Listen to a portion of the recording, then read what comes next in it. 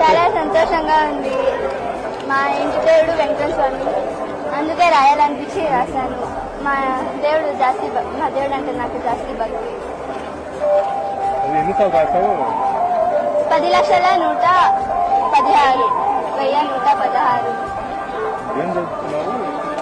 Inter second year, Karnataka పెద్దలాపురంలో ఉన్నాం.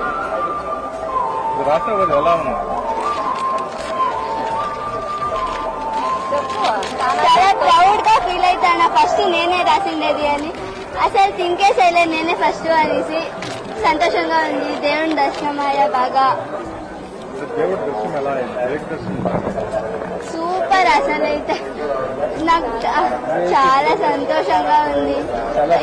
దగ్గరగా చూసాను ఫస్ట్ టైం. అది నువ్వు ఇలా ఎప్పుడు చూడలేదు అలా. సంతోషంగా రాసిన